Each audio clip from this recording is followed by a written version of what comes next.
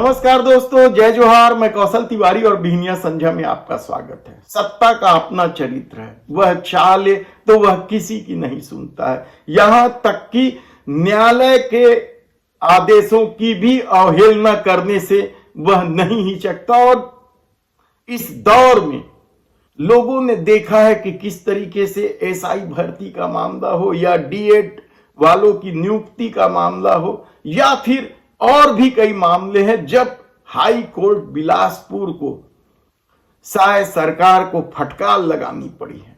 DEd वाले मामले में तो जिस तरीके से फटकार लगाई है कि 7 दिन के भीतर नियुक्ति किया जाए, और अभी तक कोई सुगबुगाहट दिखाई नहीं दे रही है। तो क्या 10 दिसंबर को जब डीएड अभ्यर्थियों की फिर सुनवाई होगी, उसमें हाई कोर्ट कोई बड़ा निर्णय लेगा? देखना होगा।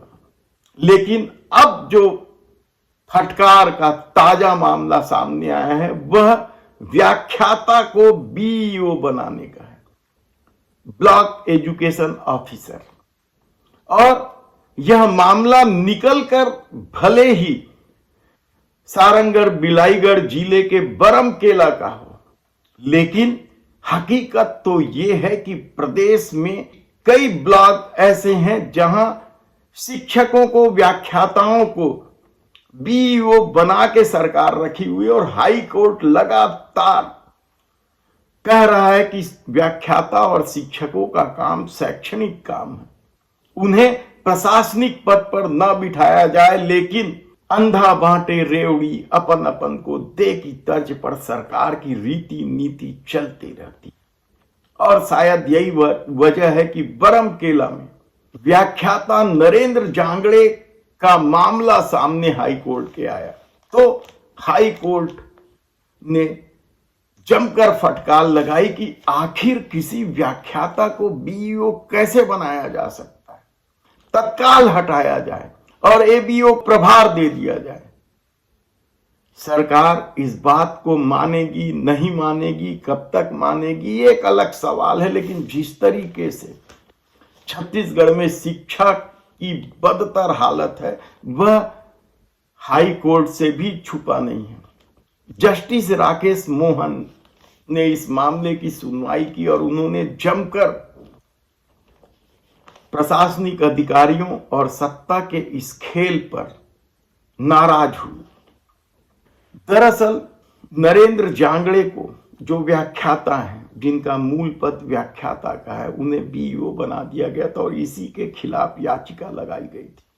लेकिन प्रदेश के कई ब्लॉक ऐसे हैं जहां व्याख्याताओं को शिक्षा अधिकारी बनाकर रखा गया, उनसे प्रशासनिक काम लिया जा रहा है और घपले घोटाले अलग हो रहे हैं, पढ़ाई अलग प्रभावित हो रही है। कई स्कूलों में विषय के टीचर ही नहीं है और कई जगह तो बच्चों के द्वारा आंदोलन तक किए जा रहे हैं। तो दूसरी तरफ आत्मानंद स्कूल की बदहाली की अपनी कहानी है। लेकिन सत्ता पीएम श्री योजना लेकर आ गई है, यानी एक योजना संभल नहीं रही है, दूसरी योजना सरकार ले आती है।